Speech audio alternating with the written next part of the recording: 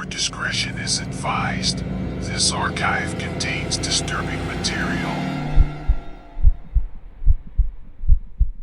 Eli Morgan investigates the paranormal. He doesn't chase legends for thrill. He searches for what endures beneath them. Patterns, echoes, places that feel heavier than they should.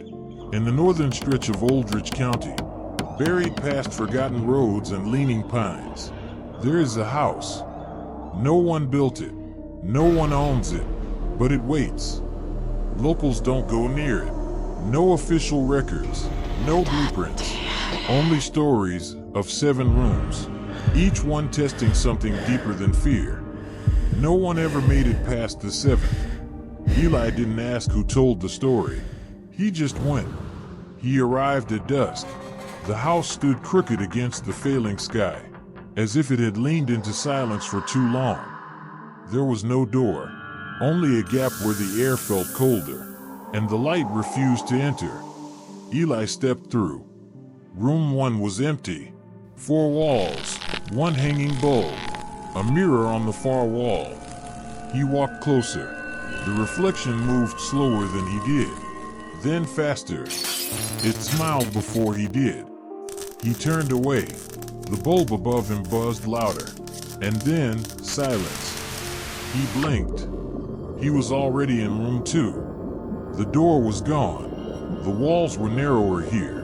No lights, just a sound. A steady, dragging breath. Not from him. It came from behind the walls, as if the room itself was breathing him in. He stood still. The sound grew closer. He spoke. "Who's there?" No answer. Only his own breath, now out of rhythm. Then something brushed past his shoulder. The room went dark and changed. Room 3 smelled of iron and ash. A long hallway, cluttered with chairs, each one facing the wall. No faces, no figures, but every chair creaked ever so slightly, as if their occupants had just left, or never did. Eli stepped between them.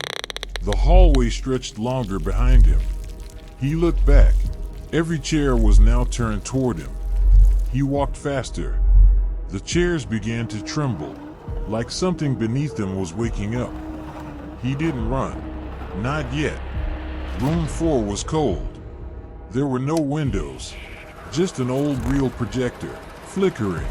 A film played on a torn curtain, silent, monochrome, and unmistakably of him. Eli watched himself walk down a hallway he'd never seen. He turned a corner, paused, and stared into the camera. But his expression was wrong, like he recognized the watcher. Then his on-screen self reached out and touched the other side of the lens. The projector shut off. The room went black, and when the light returned, the curtain was gone. So was the projector. Room 5 was vast, too vast, like it didn't belong in the house. Stone walls stretched upward beyond vision. A spiral staircase hugged the edges. No railings, no end in sight. He climbed and climbed. Minutes passed, then hours. Or maybe the stairs moved beneath him, like a loop. He sat down, only for a moment. And when he stood, he was at the top. He hadn't climbed. The room had brought him. Room 6 was a library. Every book had a title. Every title was a date. Each date from Eli's own life. He pulled one. April 3rd, 2019 inch. He opened it. Blank pages. Then one sentence. At the center, "You never should have come." The other books began to hum.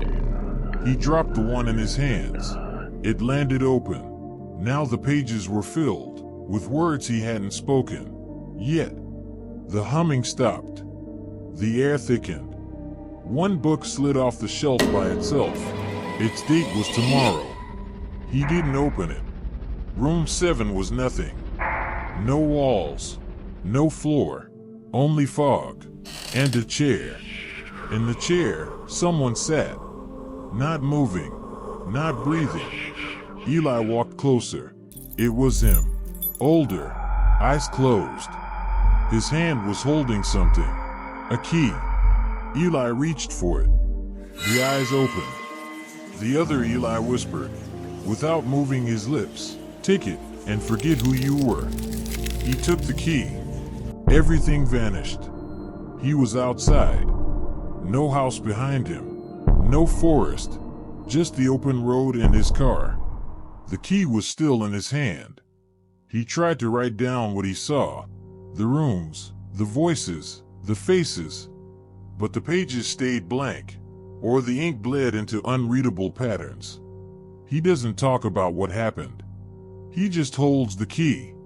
Sometimes, late at night, he sees his own reflection, a little slower than it should be, a little older, still sitting in that chair, still waiting. And he is still watching.